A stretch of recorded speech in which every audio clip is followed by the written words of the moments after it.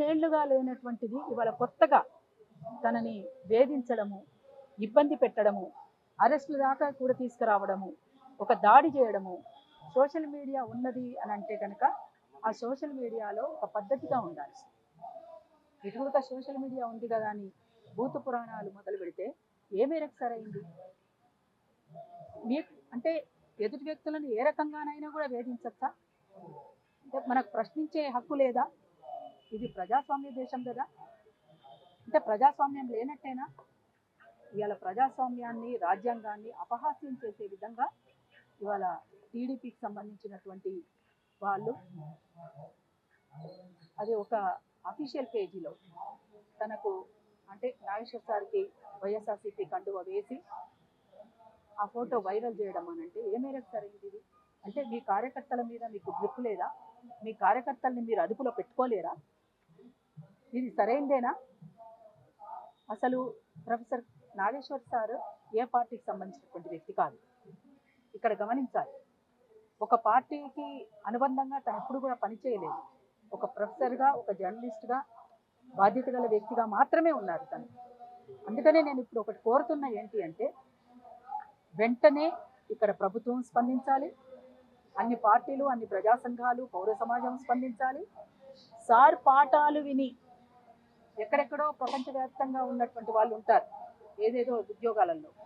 అంతేకాకుండా ఇక్కడ ఉన్నటువంటి ప్రొఫెసర్లు ఇతర దేశాలలో, ఈ దేశంలో, ఇతర రాష్ట్రాల్లో ఉన్నటువంటి ప్రొఫెసర్లు కూడా స్పందించాలని నేను కోరుతా ఉన్నాను. ఇది ఇక్కడ మొదలైన తర్వాత ఎక్కడి దాకానైనా వెళ్తుంది. ఇక్కడ మనం పట్టించుకోలేకపోతే, ఈ విషయం పట్ల సీరియస్గా తీసుకోలేకపోతే ఎంత దాకానైనా వెళ్తుంది. కాబట్టి దీన్ని వెంటనే ఇక్కడి వరకే ఫుల్ స్టాప్ పెట్టాల్సినటువంటి అవసరం ఉందని చెప్పేసి నేను మీడియా ద్వారా అందరికీ కూడా నేను విజ్ఞప్తి చేస్తున్నాను. అట్లనే నేను గతంలో మలిదశ తెలంగాణ ఉద్యమంలో ఓయూలో విద్యార్థి గర్జన జరిగినప్పుడు తన తమ్ముడు అని సంబోధించాను ఆ వేదిక మీద. ఇప్పుడు కూడా నేను తమ్ముడు అని సంబోధిస్తున్నాను.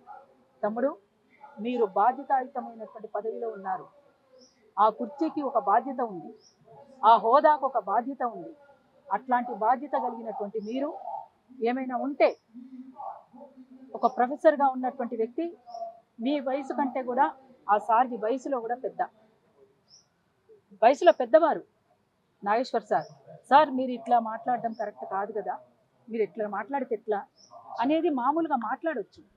కానీ అట్లా మాట్లాడకుండా మీ దగ్గర సమాధానం లేకపోతేనే ఒక ఫ్రస్ట్రేషన్ ఉంటుంది ఎవరికైనా. కానీ మీ దగ్గర సమాధానం లేదా? మరి ఇది సరైందేనా? ఈ రకంగా మీ కార్యకర్తల చేత ఇష్టానుసారంగా పోస్టు పెట్టించడం సరైందేనా? ఒక హోదాలో ఉన్నటువంటి వ్యక్తిగా 40 సంవత్సరాలుగా రాజకీయ విశ్లేషకులుగా ఆలోచింపచేసే విధంగా పోస్టులు పెడుతున్నటువంటి వ్యక్తి పైన మీరు కండువ కప్పి ఇష్టానుసారంగా పెట్టొచ్చా? ఇది కరెక్టేనా? మరి దీన్ని మీరు కట్టడి చేయలేరా? వెంటనే కట్టడి చేయాలని చెప్పేసి నేను కోరుతా ఉన్నాను, డిమాండ్ చేస్తున్నాను. ఇది సరైంది కాదు ఎక్కడ ఎవరు చేసినా. అందుకోసం పౌర సమాజం అంతా కూడా వెంటనే స్పందించాలని చెప్పేసి నేను కోరుతున్నాను. నాగేశ్వర్ సార్ ఒక్కరు కాదు, తనకు అందరూ కూడా అండగా నిలబడతారు కూడా అని చెప్పేసి తెలియజేస్తున్నారు. ఆంధ్ర విగ్రహాలు అంటే ఎన్టీఆర్ విగ్రహం కావచ్చు, ఈ విధంగా అంటే బాలసుబ్రహ్మణ్యం విగ్రహాల కల్చర్ కూడా పెరుగుతా ఉంది. ఎలక్షన్లో హామీ ఇచ్చినా కాబట్టి పెట్టించిన పరిస్థితి ఏం చెప్తారు? ఎలక్షన్లలో చాలా విషయాల మీద కూడా హామీ ఇచ్చింది ప్రభుత్వం, అన్నీ కూడా అమలు చేస్తుందా? మరి మీ మేనిఫెస్టోలో పెట్టినటువంటి వాటిని అన్నిటినీ కూడా అమలు చేస్తున్నారా? మిగతా వాటిని అమలు చేయకుండా ఈ వీటి వరకు విగ్రహాల వరకే ఎందుకు అమలు చేస్తున్నారు అనేది అందరి ప్రశ్న, నా ప్రశ్న కూడా. 2023 ఎన్నికల్లో చాలా మంది కొత్తగా అసెంబ్లీకి వచ్చిన ఎమ్మెల్యేలకు ప్రొఫెసర్ నాగేశ్వరరావు గారు ట్రైనింగ్ ఇచ్చినారు. చాలా మంది కూడా ఒక్క ఎమ్మెల్యే కూడా మాట్లాడతలేరు, అసలు దీనిపైన స్పందిస్తలేరు. వాళ్ళకు బాధ్యత లేదంటారా? ఎందుకు స్పందిస్తలేరు? అంటే ఏరు దాటేదాకా ఏరుమల్లయ్య, ఏరు దాటిన తర్వాత బోడమల్లయ్య అనే కథ ఉన్నట్టుగా అర్థం చేసుకోవాలి మనం.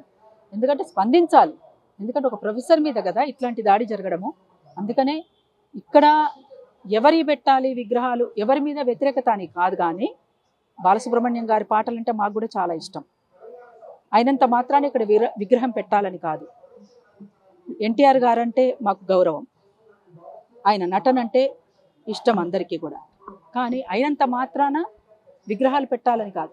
నిజంగా విగ్రహాలు పెట్టాలి అంటే ఇక్కడ ఒక ముచ్చర్ల సత్యనారాయణ గారిది పెట్టాలి, ఒక ప్రొఫెసర్ కేశవరావు జాదవ్ సార్ది పెట్టాలి, అట్లనే పైడి జయరాజు గారిది పెట్టాలి, అట్లనే ఇంకా అందశ్రీ అన్నది పెట్టాలి, అట్లా ఇంకా చాలామంది ఉన్నారు ఇక్కడ పెట్టాల్సినటువంటి వ్యక్తులుగా.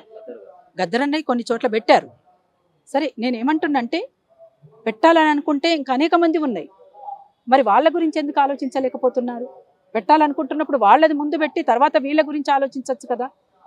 పైడి జయరాజు గారు అనేటువంటి వ్యక్తి ఒక గొప్ప వ్యక్తి కదా, మరి వాళ్ళ గురించి మనం ఎందుకు ఆలోచించలేకపోతున్నాం? దాశరథి రంగాచార్యది ఉంది కదా, సినారే లాంటి వాళ్ళు ఉన్నారు కదా, మరి ఇట్లాంటి వాళ్ళవి కూడా ఎందుకు పెట్టలేకపోతున్నారు?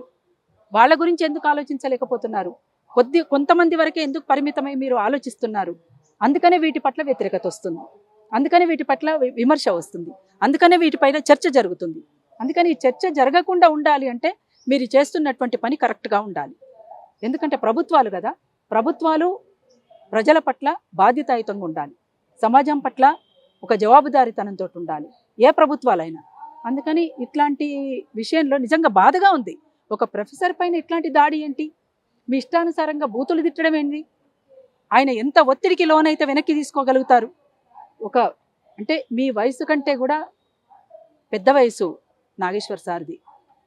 అంటే పవన్ కళ్యాణ్కి చెప్తున్నాను నేను, పవన్ కళ్యాణ్ గారు మీరు మీకంటే కూడా వయసులో పెద్దవారు కదా, ఒక బాధ్యతాయుతమైనటువంటి హోదాలో ఉన్నటువంటి వ్యక్తి కదా, అట్లాంటి వ్యక్తి పట్ల మీరు ఈ రకమైనటువంటి చర్యల్ని కొనసాగించవచ్చా? పోలీసుల్ని పంపి అరెస్ట్ చేయించే స్థాయి దాకా తీసుకెళ్ళొచ్చా? అదే నేను ఆపాను పోలీసుల్ని అంటున్నారు, సంతోషం ఆపినందుకు. రాకుండానే చూడొచ్చు కదా, ఇక్కడ దాకా వచ్చినటువంటి పోలీసుల్ని ఆపడం కాదు, రాకుండానే ఆపచ్చు కదా. ఎందుకు ఇక్కడ దాకా రానిచ్చారు పోలీసుల్ని? అంటే మీ రాష్ట్రం నుంచి ఈ రాష్ట్రం దాకా ఎందుకు రానిచ్చారు? ఇది సరైన పద్ధతి కాదు, ఎవరి పట్ల చేసినా ఇది సరైన పద్ధతి కాదని చెప్పేసి నేను భావిస్తున్నాను. అందుకే దీన్ని ఖండిస్తున్నాను. ప్రొఫెసర్ నాగేశ్వర్ సార్ ఒక్కరు కాదు, ఆయనకు అందరి అండ ఉంది, ప్రపంచవ్యాప్తంగా కూడా అండగా రావాలి అని చెప్పేసి నేను కూడా విజ్ఞప్తి చేస్తున్నాను.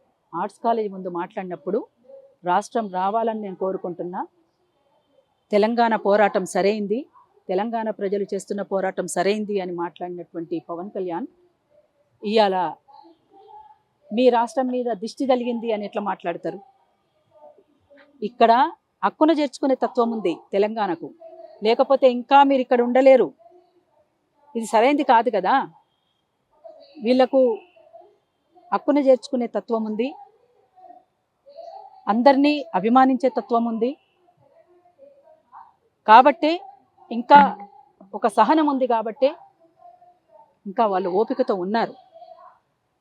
కాబట్టి ఇంకా ఈ రకమైనటువంటి మాటలు పవన్ కళ్యాణ్ గారి నోటి నుంచి రావడం సరైనది కాదు.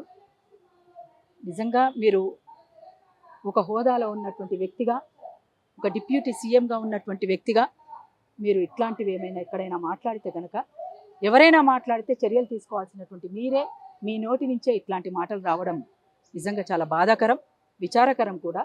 అందుకని వెంటనే తెలంగాణ ప్రజలకు క్షమాపణ కూడా చెప్పాలి, తెలంగాణ ప్రజలకు క్షమాపణ కూడా చెప్పాలి. ఎందుకంటున్నంటే తెలంగాణ ప్రజల్ని అవమానించినట్టు, తెలంగాణ ప్రజల ఆత్మగౌరవాన్ని అవమానించినట్టు, తెలంగాణ ప్రజలు సుదీర్ఘకాలంగా చేసినటువంటి పోరాటాన్ని అవమానించినట్టు ఈ రకంగా మీరు మాట్లాడితే, అందుకని ఇది సరైనది కాదు అని చెప్పేసి నేను కోరుతున్నాను.